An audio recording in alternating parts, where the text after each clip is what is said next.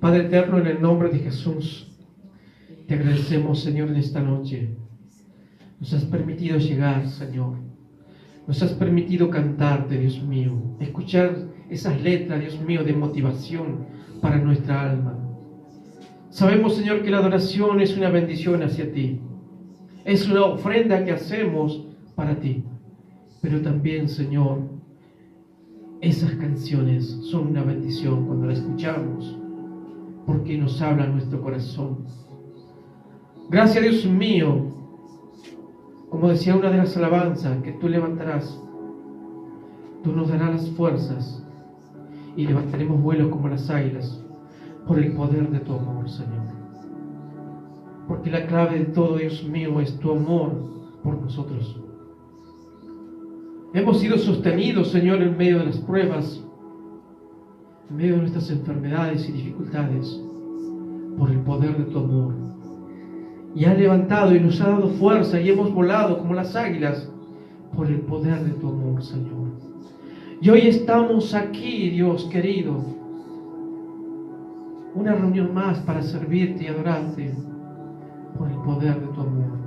Señor, gracias, porque así de grande es tu misericordia, que se extiende, como dice tu palabra, del oriente hasta el occidente.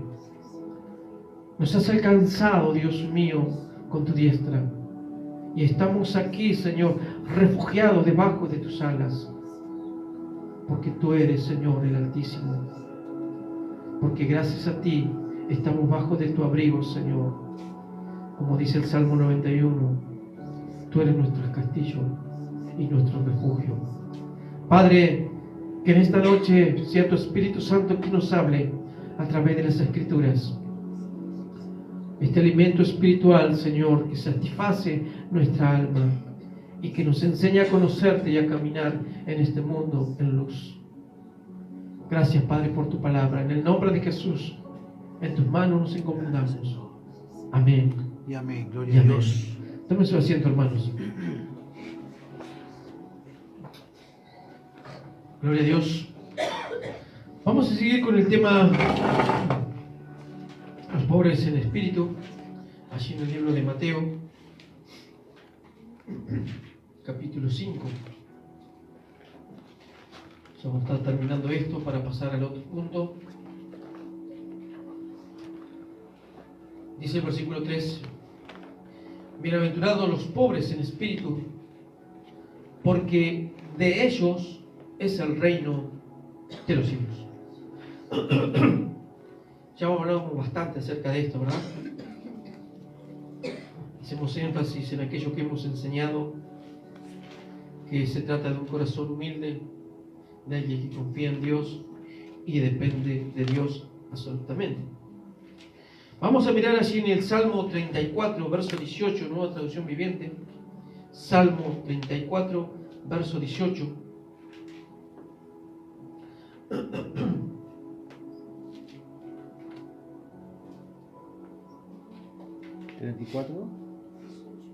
Verso 18. Cercano está Jehová a los quebrantados de corazón y salva a los contritos de espíritu. El Señor está cerca de los que tienen quebrantado el corazón. Él rescata a los espíritus destrozados. ¿Qué significa quebrantado de corazón? En el hebreo, fracturar, destruir, hacer pedazos. Significa un corazón que ha perdido el orgullo y la autosuficiencia.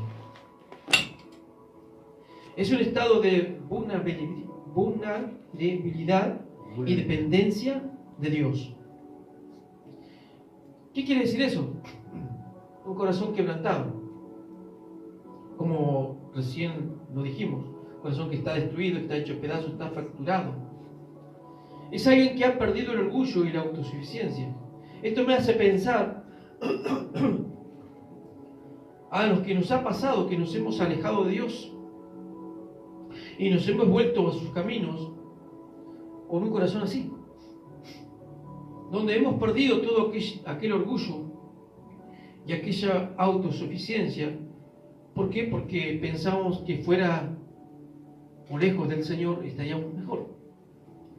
Y cuando volvimos de esa manera, con un corazón quebrantado, donde nuestro corazón perdió el orgullo y la autosuficiencia, porque el orgullo nos lleva a ser autosuficientes, ¿verdad? ¿Qué quiere decir eso? Que nos aleja de ser dependientes de Dios. Nos independizamos de Dios, creyendo que fuera de los caminos del Señor, fuera de Él, estaríamos mejor. Sin embargo, los que hemos experimentado este distanciamiento de Dios, no nos fue bien, nos fue mal. Y cuando volvimos con un corazón destrozado, hecho pedazo, quebrantado, sin orgullo y también sin autosuficiencia. Y la palabra contrito en espíritu, en el hebreo significa abatido, aplastado o reducido a polvo. Se refiere a alguien que está profundamente arrepentido, cuyo espíritu natural o terrenal ha sido aplastado, para ser moldeado de nuevo según la voluntad divina. Ese es el significado del diccionario de contrito en espíritu. Alguien que ha sido abatido, aplastado, reducido a polvo. Alguien que está profundamente arrepentido. ¿Se acuerdan de alguien? ¿Les ha pasado a ustedes haberse alejado del Señor y parece que las cosas van marchando bien? Y hasta uno piensa, uno está fuera de los caminos del Señor, lejos de Dios, lejos de la iglesia, lejos de los hermanos, y parece que todo sopla bien, va bien. Pero llega un momento en que nos encontramos con muchos problemas y lo primero que se nos viene a la cabeza es volver a Dios, volver a la iglesia. Amén. Y de eso está hablando el Salmo 34:18, que cercano está Jehová al quebrantado de corazón y salva a los contritos de espíritu. ¿Qué pasa cuando nos volvemos a Dios? Él se acerca a nosotros. Está cercano. Cercano a nuestro corazón. Porque a veces creemos, en nuestra ignorancia, que cuando nos volvemos a Dios, ¿cómo Dios nos estará mirando? Y es verdad que Dios nos está mirando. ¿Será que Dios nos va a recibir? Sin embargo, la palabra de Dios, cuando uno mira los significados, dice que Él está cercano. No está lejos.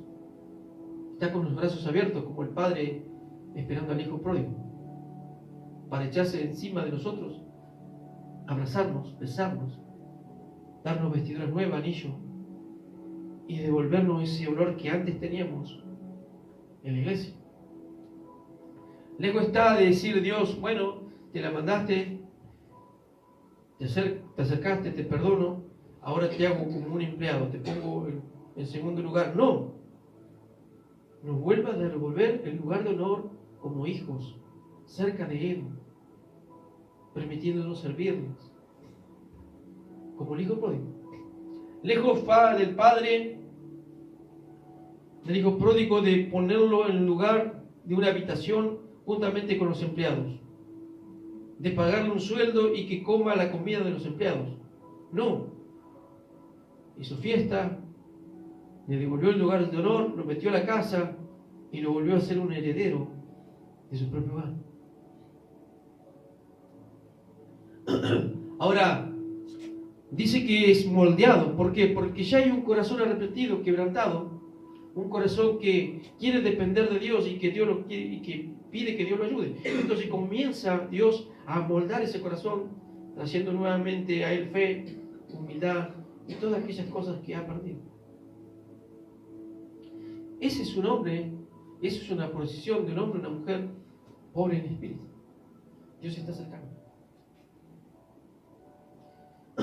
Eso también es ser pobre en espíritu y la felicidad de que Dios está cercano para rescatarlo. Esa es la esperanza y la seguridad del justo. Esa es la felicidad que recuperamos cuando nos acercamos a Dios y sentimos el perdón de Dios. Por eso dice que El pobre en espíritu es afortunado o bienaventurado. Y la palabra bienaventurado es feliz. Es feliz porque ha recuperado, que se ha vuelto a Dios y Dios lo ha perdonado y Dios está cercano para ayudarlo, para restaurarlo. ¿Se dan cuenta? Pero puede pasar que esté alguien dentro de la iglesia y esté alejado en su corazón de Dios, en sus pensamientos. ¿Y por qué puede ser esa causa? Principalmente el orgullo. Pero si usted es un hermano orgulloso, nunca llora, las cosas de Dios no lo conmueven, es frío como un témpano de hielo, Dios no podrá ayudarlo. Será infeliz siempre, serás amargado, renegado y frustrado. Porque puede pasar eso también dentro de la iglesia. Tal vez no se fue de la iglesia, se congrega, pero está frío. Está su corazón orgulloso, independiente de Dios.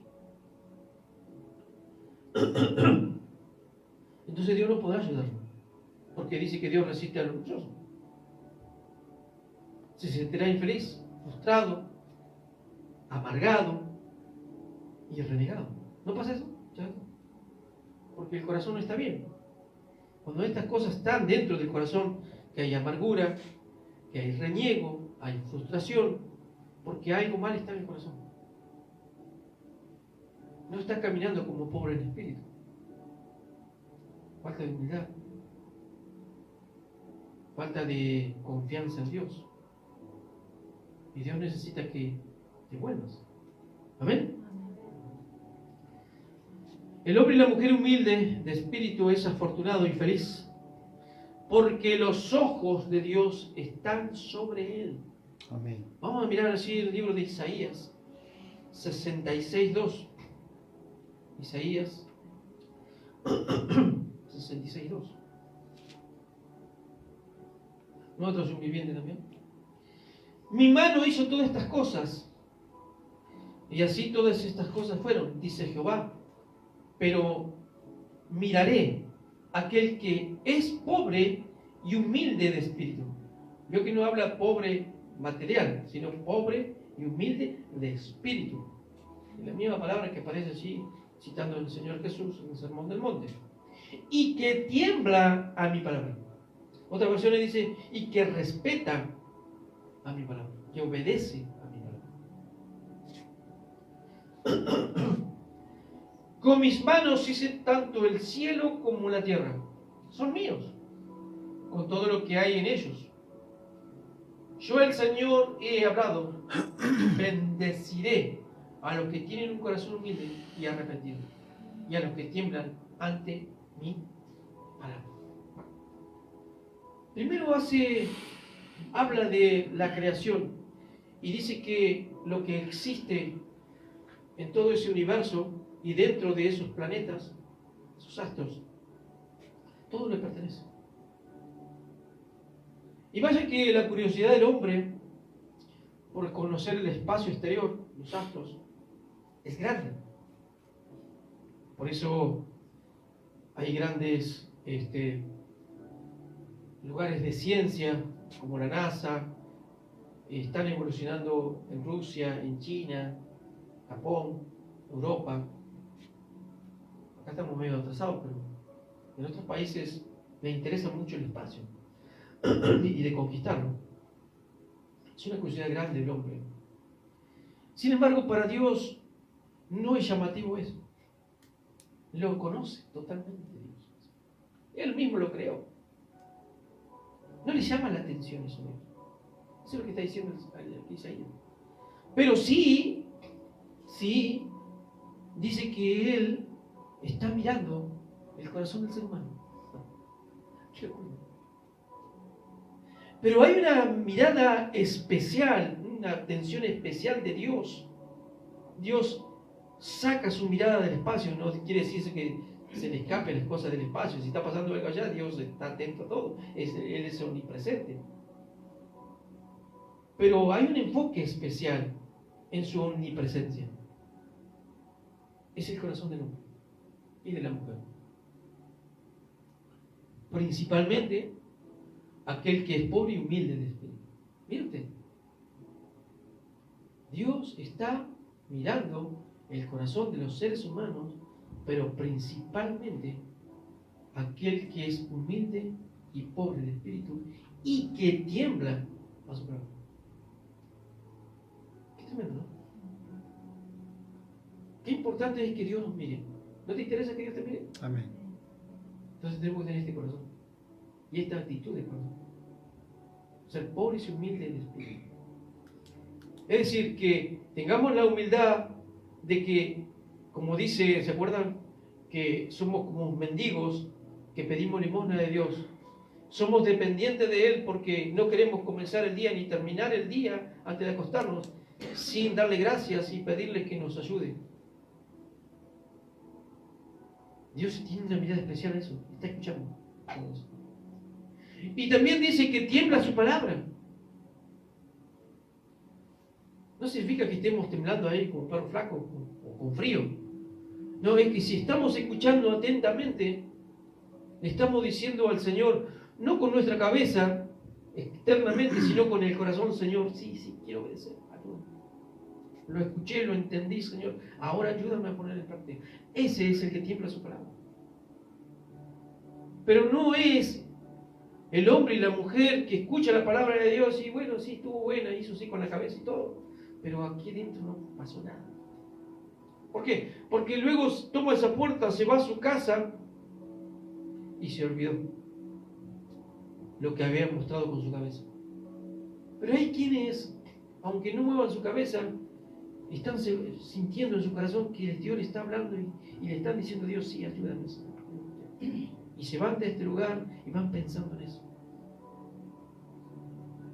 Y hay una mirada especial de Dios. No puede fallar Dios ahí, en ayudar. ¿Se entiende lo importante que es ser pobre en espíritu? Porque eso trae felicidad. Saber de que Dios me está mirando trae felicidad, ¿o no? Por eso hace la comparación Isaías de que el universo es grande y que es extraordinario, que Dios lo creó y conoce todo lo que existe, pero no le interesa a Dios. Le interesa el corazón pobre, humilde de espíritu y que tiembla su palabra. Ahí tiene su foco Dios. Qué tremendo, ¿verdad? Gloria al Señor. Ahí terminamos lo que es pobre en espíritu. Y como tenemos tiempo, vamos a pasar a los bienaventurados, los que lloran. Versículo 4. Bienaventurados los que lloran, porque ellos recibirán consolación. Acuérdense que esto es una carta magna en la Constitución y que aquí nos habla de todo lo que nosotros debemos ser y debemos hacer. Es la voluntad de Dios. Fíjense que dice, bienaventurados los que lloran. ¿Está diciendo que son felices los que lloran? Bueno, en realidad está diciendo eso, porque afortunado es eso. Pero si lo miramos, es algo contradictorio. ¿Por qué llorar? ¿Y por qué vamos a ser felices? Parece como que Jesús está diciendo algo incoherente, ¿verdad? Algo que no tiene armonía, no concuerda con la realidad. Sin embargo, dice eso Jesús. Bienaventurados los que lloran. ¿Por qué? Y ahí está, significado. Porque ellos recibirán consolación. Hay esperanza de consolación. Pero hay que entender esto. Parece contradictorio que una persona que llora pueda ser feliz. Alguno podrá pensar, tal vez el Señor se refiere a alguien que llora de felicidad. A ver, dígame, ¿quién no lloró con el partido de Argentina? Algunos habrá que hay una lágrima de felicidad. Bueno, eso sí. Entonces hay cosas que nos hacen llorar, pero de felicidad también. ¿Verdad?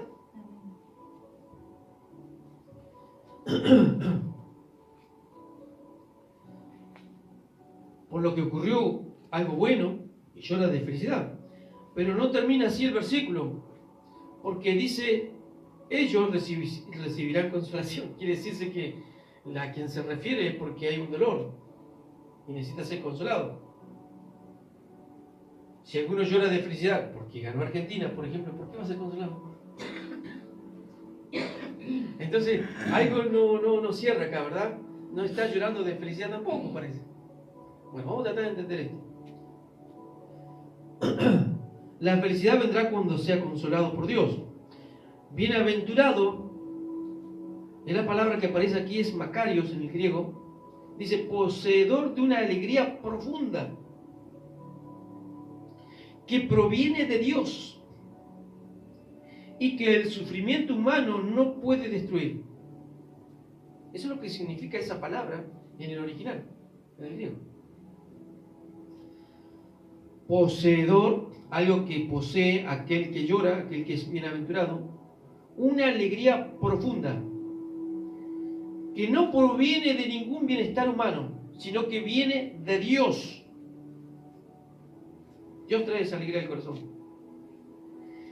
Y que el sufrimiento humano no puede destruir. ¿Qué sufrimiento humano? Las penurias humanas,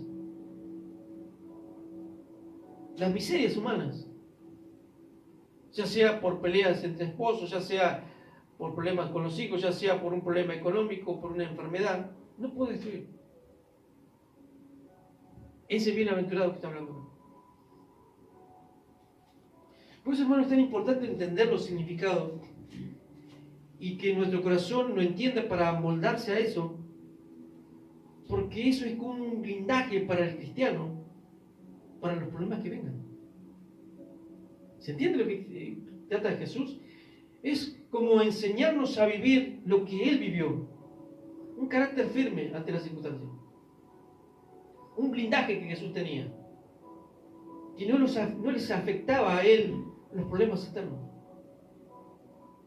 Este mismo carácter fue el que después, a través del Espíritu Santo, el Espíritu Santo moldeó en el corazón de los apóstoles. Y eso me hace pensar a mí que aunque sí tuvieron problemas, y sí tuvieron dudas, sí tuvieron alguna flaqueza, pero imagínense, ellos tuvieron que enfrentar a sus perseguidores, a aquellos que habían crucificado a Cristo. Ahora les tocaba a ellos predicar el Evangelio y estos ahora los perseguían. Los amenazaban. Y les decían que no predicaran más ese nombre y que no los culparan a ellos. ¿Y qué dijeron ellos? Es menester obedecer a ellos antes que a ustedes. Los volvían a amenazar, los metían en la cárcel, los azotaban y después que lo liberaban, porque el pueblo también estaba a favor de ellos, dice que salían con gozo. El mismo blindaje de Cristo comenzó a hacerse carne en ellos, el mismo blindaje. No afectarle el problema. Y que esa alegría que tenían en el corazón la manifestaban. Dice que salían con gozo después que le habían pegado una buena paliza.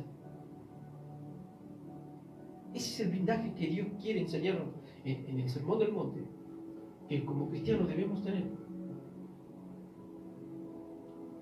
Pero cuesta, ¿verdad? Entrar en ese molde. Dios, a través de la enseñanza, nos empuja a entrar en ese molde. Que tengamos ese blindaje, hermano. Que ya las dificultades de este mundo y los problemas que no van a faltar nunca nos afecten el corazón. En otras palabras, que podamos tener paz y alegría en medio de la tormenta. ¿Es fácil? No. Pero Dios quiere llevarnos para allá. Amén. Gloria a Dios. Lloran. ¿Qué significa la palabra lloran en el griego? Penteo. No es cualquier llanto, sino la aflicción más profunda. Denota el dolor piadoso y la tristeza por el pecado, el arrepentimiento y el quebrantamiento espiritual. Entonces, cuando Jesús se refiere aquí, bienaventurados los que lloran, está hablando de un llanto de una persona, de un hombre o una mujer que se está arrepintiendo de su pecado. Llora, está llorando porque está humillándose y arrepintiéndose de sus pecados. A eso se refiere Jesús. La palabra consolados en el griego, parakaleo, Yo lo leo por ahí, alguno lo quiere notar. No me interesa mucho, me interesa más el significado que eso. Significa llamar a alguien a nuestro lado para ayudar, implica recibir fortaleza, perdón, paz interior y el alivio directo de la presencia divina del Espíritu Santo. O sea que la palabra consolado es llamar a alguien al lado. Eso significa cuando alguien está desconsolado porque está pasando el grave o murió un ser querido, lo primero que se acerca es a alguien a consolarlo, ¿verdad? A abrazarlo y consolarlo. Esa es la obra de Dios con aquel que llora porque está arrepentido, como el padre, ¿verdad?, del hijo pródigo. Implica recibir fortaleza, ánimo, perdón. Eso es consolación, perdón, paz interior, porque antes de que recibamos el perdón y lo estamos arrepintiendo, no hay paz en nuestro corazón, porque entendemos que lo hemos alejado, que le hemos fallado a Dios y nos sentimos culpables. Pero cuando recibimos el perdón, viene el consuelo, viene el perdón, viene la paz interior, viene la fortaleza, viene el alivio directo del Espíritu Santo. Vamos a ver esta experiencia, que nos va a tomar bastante tiempo. Allí en el libro de Lucas, capítulo 7, lo vamos a ver reflejado esto. Lucas, capítulo 7, versos 36 al 50. Nueva traducción viviente. Vamos a ver un episodio así. Lucas 7. 36 al 50.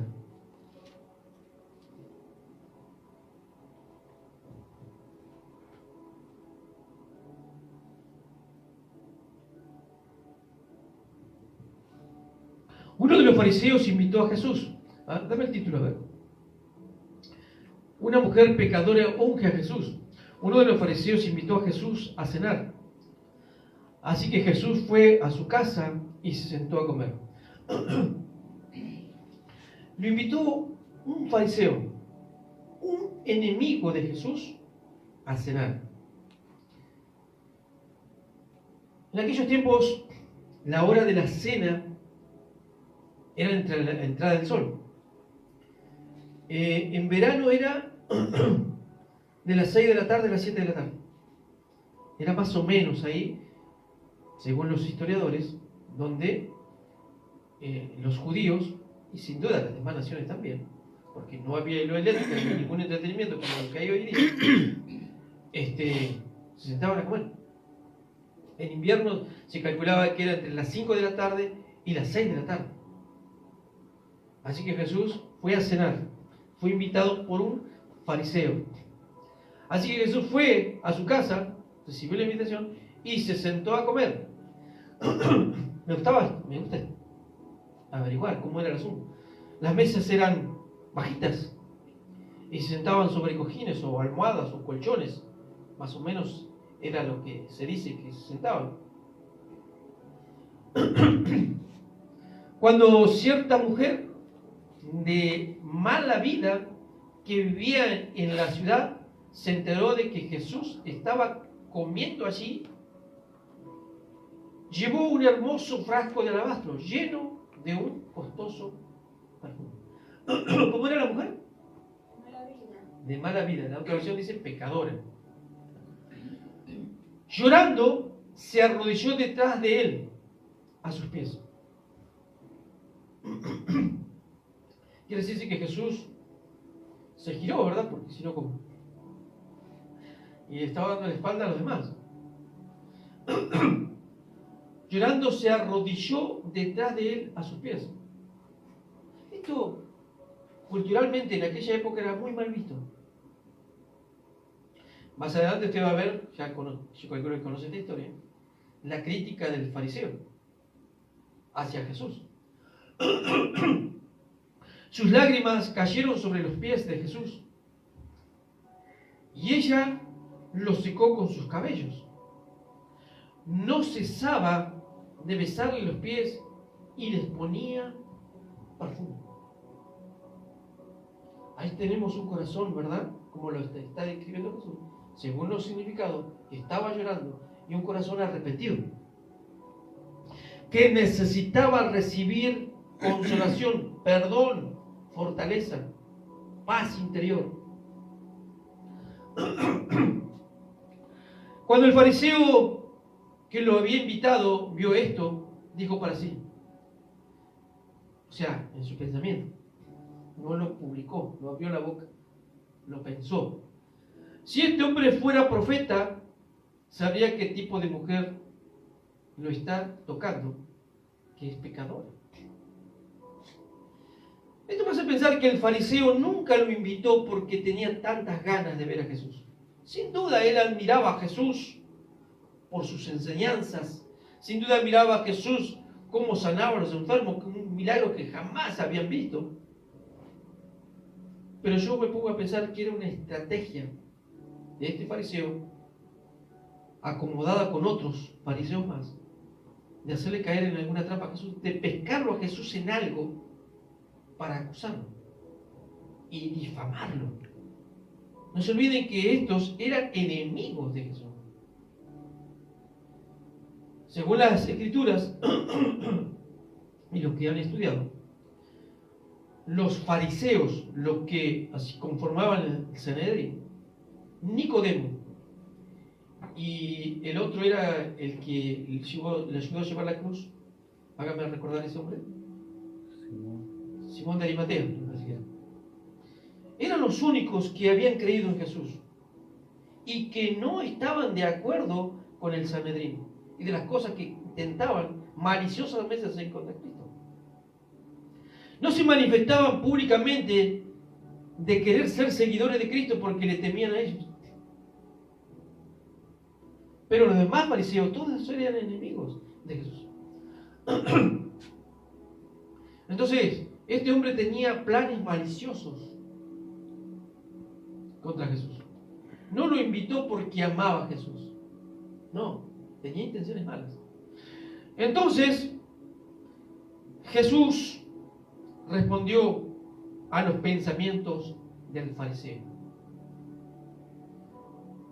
Toda estrategia del diablo, plan humano, contra los hijos de Dios, van a terminar en el diablo. Van a terminar en los planes de Dios. Lo que el diablo planea a través de personas como este fariseo, van a terminar en planes de Dios, en los propósitos de Dios. Jesús no se metió allí sin saber lo que este hombre pensaba, porque Jesús lo sabía todo. Sin embargo, se metió igual. Había algún propósito de Dios. Dios es tan misericordioso, hermano, que aún en los enemigos de Él, trata de ayudarlos, de convencerlos, para atraerlos a Él, que se arrepientan, que se vuelvan. Porque mira lo que va a pasar. Entonces Jesús, respondiendo a los pensamientos del fariseo, Simón, le dijo, tengo algo que decirte. Adelante, maestro, respondió Simón. Entonces Jesús le contó la siguiente historia. Un hombre prestó dinero a dos personas, 500 piezas de plata a una y a 50 piezas a la otra. 500 piezas de plata se calcula que era más o menos 1 año y medio de trabajo. Y 50 piezas de plata se calcula 1 mes y medio de trabajo. O sea que a uno le dio mucho dinero, le prestó, y a otro no mucho. Sin embargo, no dejaba de ser una deuda bastante importante para personas trabajadoras. Sin embargo, ninguna de los dos pudo devolver el dinero. Así que el hombre rico perdonó amablemente a ambas y les canceló la deuda. ¿Quién crees que lo amó más? Dice Jesús al fariseo. Simón contestó, supongo que la persona a quien le perdonó la deuda más grande. Correcto, dijo Jesús.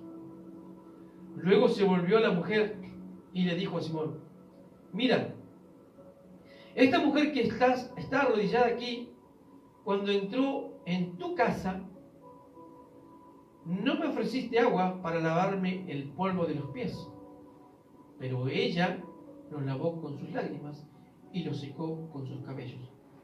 Si Simón, el fariseo, hubiese tenido buenas intenciones con Jesús, él hubiese sido un buen anfitrión.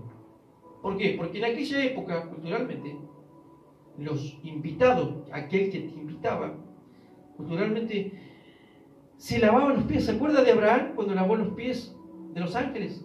Y sin duda de Jesús. Creo que el que hablaba principalmente era Jesús y los otros eran dos ángeles. ¿Se acuerdan? ¿Qué hizo Abraham? Le lavó los pies.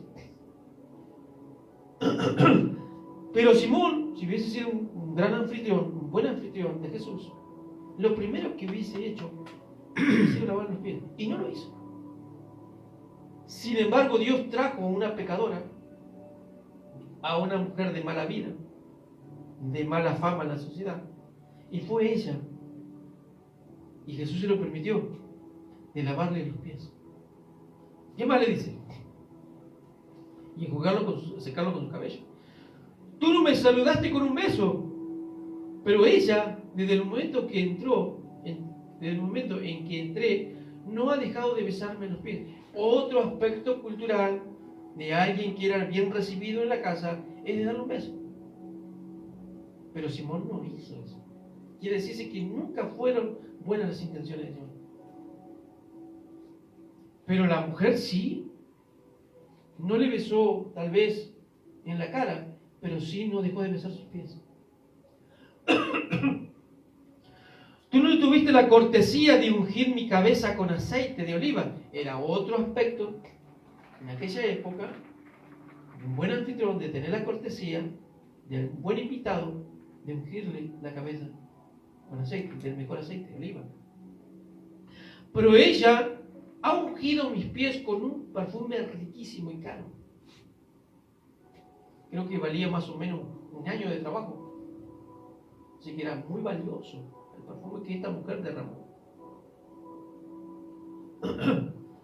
Te digo que pues que sus pecados, que son muchos, no eran pocos, han sido perdonados. Por eso ella me demostró tanto amor. Pero una persona a quien se le perdona poco, demuestra poco amor. Esta versión dice que al que se le perdona mucho pecado, mucho ama. Pero el que se le perdona poco, poco ama. Y esta era, vamos a decir, la metáfora que Jesús anteriormente hizo con aquel que le había prestado 500 piezas de plata y 50 piezas de plata. ¿Qué estaba demostrando ella? Mucho amor. Yo digo que a veces en la iglesia pasa exactamente lo mismo. Hay quienes el Señor le perdona mucho y hay gente que ama tanto que a pesar de las dificultades sigue manteniéndose bien. Porque ama mucho, porque Dios le ha perdonado mucho. Amén, por Dios. Y a pesar de todo siguen firmes. Y pasan por cada una y siguen demostrando fidelidad a Dios, frutos. No perfectos, pero porque nadie es perfecto, pero siguen manteniéndose. Pero a que se le perdona poco, no muestra tanto afecto por el Señor. ¿Sí o no? Pero también hay otro que si dice, yo saco mis conclusiones, que aunque el Señor le haya perdonado mucho, no ama mucho. ¿Por qué? Porque no lo demuestran. Y no tienen esa profundidad de amor como esta mujer. Esta mujer estaba a los pies de Cristo. Y lo hacía sinceramente y demostrándolo de esa manera. Entonces Jesús le dijo a la mujer: tus pecados te son perdonados. Simón el fariseo era esa clase de tipos de religiosos que se creían justos y mejores que los demás. Ya hay un defecto ahí, que aunque ellos eran buenos practicantes de la ley, eran orgullosos. Y ya el orgullo es pecado. Eran egoístas, eran altaneros, se creían superiores a las demás personas, no tenían misericordia, no estaban cumpliendo con el segundo mandamiento: amarás a tu prójimo como a ti mismo. Porque si esta mujer, Simón el fariseo, le hubiese encontrado tirada por ahí, tal vez maltratada, golpeada por algún otro hombre, él hubiera mirado para el costado, no hubiese tenido misericordia. Pero ellos se creían que estaban bien delante de Dios.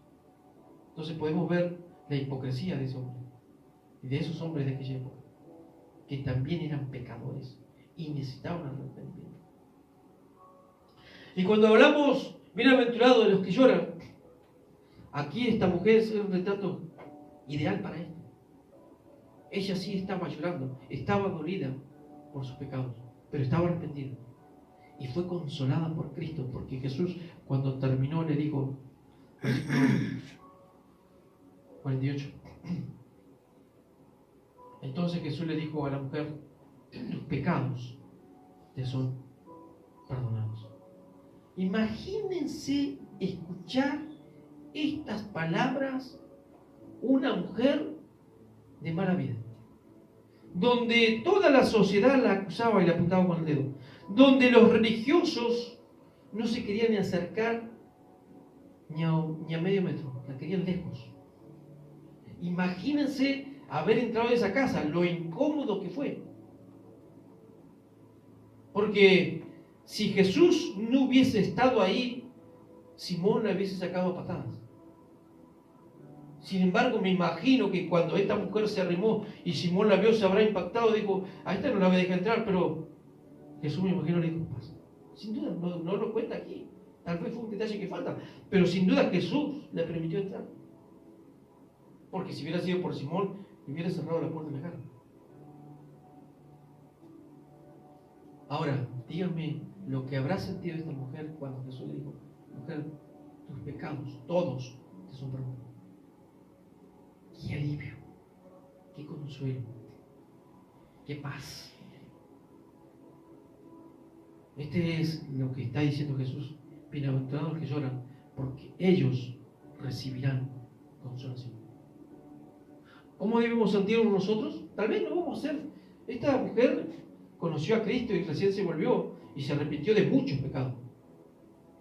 Tal vez nosotros no tengamos que arrepentir de muchos pecados, una cosa de un día o otra, qué sé yo. Pero son las mismas palabras de Jesús. Aunque no la oigamos, debemos creernos que Jesús, cuando le pedimos perdón a Él, nos está diciendo Él: hombre o mujer, tus pecados te son perdonados. ¿Qué debemos sentir? Porque bienaventurados son los que lloran. Consolación de Jesús es perdón, es paz interior, es alivio y es alegría, sentirnos afortunados, alegres, bienaventurados los que lloran. ¿Vio cómo cierra? Que no se equivocó Jesús, que no es contradictorio lo que Él expresó. ¿Cómo debemos sentirnos entonces cuando Jesús nos perdona? Alegres.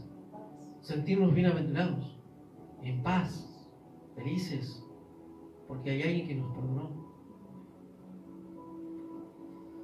La Biblia en Primera de Juan, no lo busquen, él dice que si pecamos, abogados tenemos para con el Padre. ¿No dice así? Y que Él es la propiciación de todos nuestros pecados. Y no solo por los nuestros, dice Juan, la iglesia, sino por todo el mundo, de aquellos que quieran venir a los pies de Cristo, también van a ser perdonados. La gracia de Dios está abierta y la misericordia de Dios, leí un versículo, no me acuerdo dónde, un salmo creo que era, que la misericordia de Dios sobre los justos es para siempre. 34. Salmo 34. Que la misericordia de Dios es sobre los justos y para siempre, dice. ¿Por qué Dios quiere extender su misericordia para siempre sobre los justos?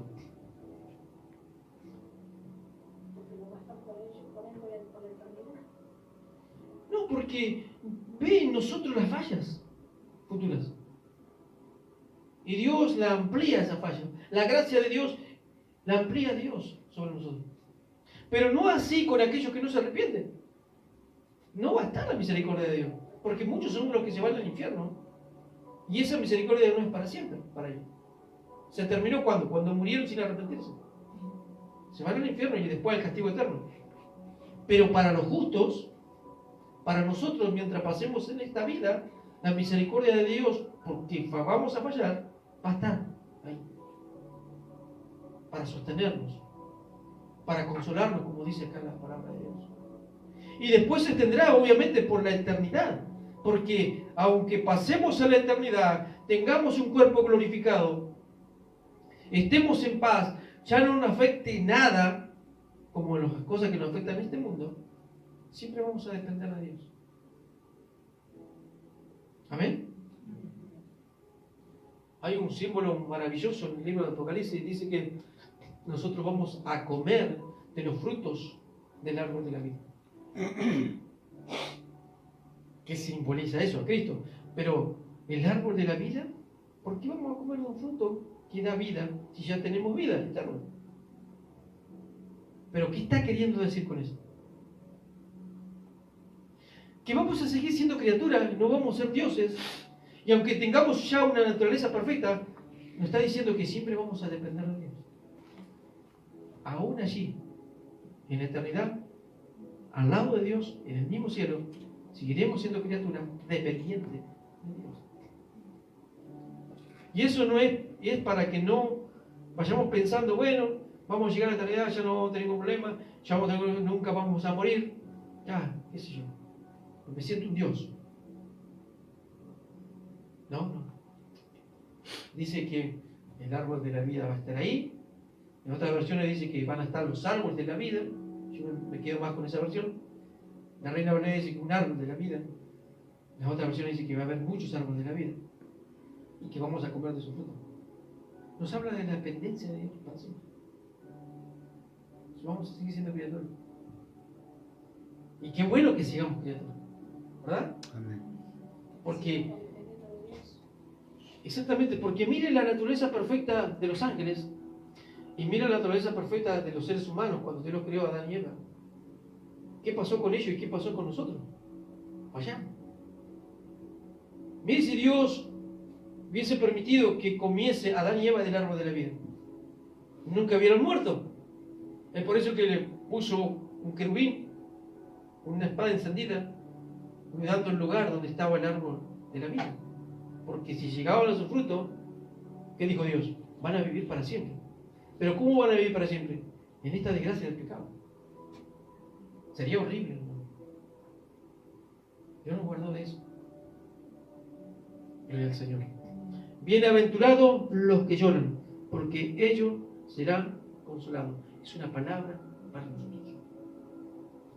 De que debemos sentirnos felices, afortunados, porque cuando lloramos por pecados que cometemos, vamos a ser perdonados. Y cuando somos perdonados debemos creer, y cuando creemos vamos a sentir la consolación de Dios, y la vamos a sentir ¿con qué? Con paz interior, con seguridad, con felicidad. ¿Amén? Amén. Esa es la vida que Dios quiere. ¿O acaso crees que no íbamos a fallar? ¿O acaso crees que Dios no sabía que íbamos a fallar? No. Pero Dios tiene todo cubierto. ¿Qué hay que hacer? Descubrir lo que está en la Escritura. Es para nosotros. Dios quiere que seamos felices. ¿Amén? Vamos a estar de pie. Vamos a orar a nuestro Dios. Le vamos a agradecer por su palabra. Amén. Amén, gloria a Dios.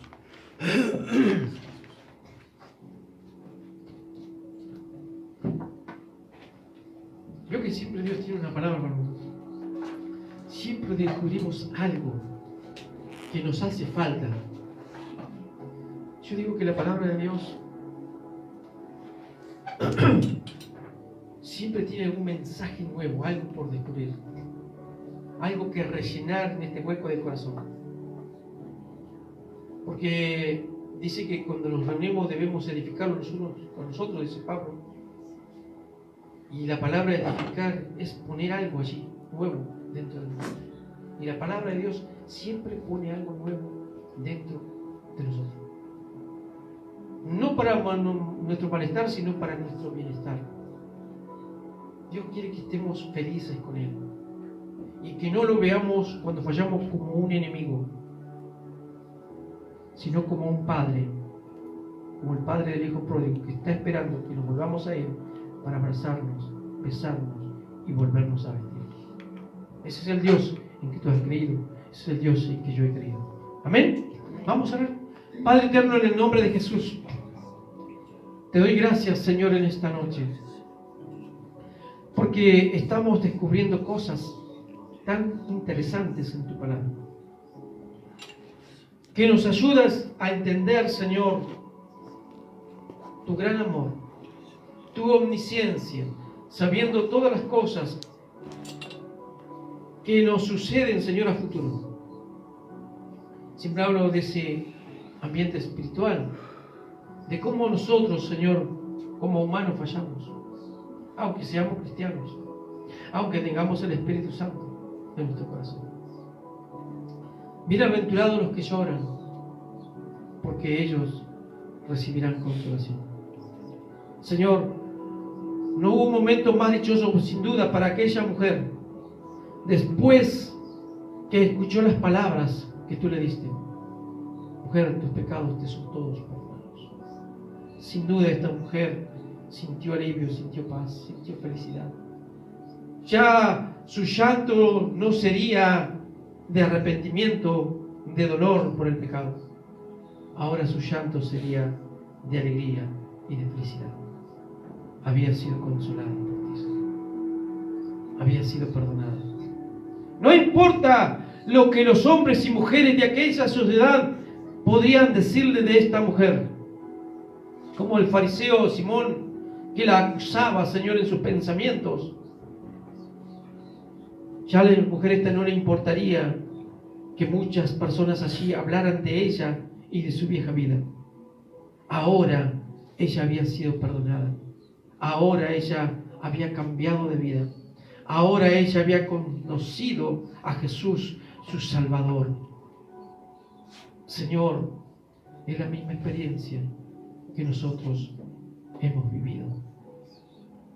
Tenemos paz en nuestro corazón porque tú nos has perdonado. Y no importa las personas de este mundo lo que nos digan y nos acusen por nuestro pasado. Tú, Señor, nos has dado perdón, tú nos has dado consuelo, nos has dado una nueva vida, nos has dado esperanza, Señor. Por eso estamos aquí, Señor, porque creemos que un día tú regresarás y estaremos, Señor, en esas moradas eternas para vivir contigo felices y en paz para siempre. Señor, bendigo a mis hermanos que están aquí en esta noche. Guárdalos, protégelos. Bendice sus vidas espirituales. Bendice sus hijos. Bendice sus economías, Señor. Dale fuerzas, Padre, siempre. Aumentale la fe. Guarda sus corazones que no sean contaminados, Dios mío, por el orgullo, sino por la humildad, Señor, permanezca en ellos, para que tu gracia, Padre, repose sobre nosotros. En el nombre de Jesús, gracias te doy, Señor, por todo. Amén y amén. Hermanos, si Dios quiere, volvemos a ver nuevamente el sábado aquí.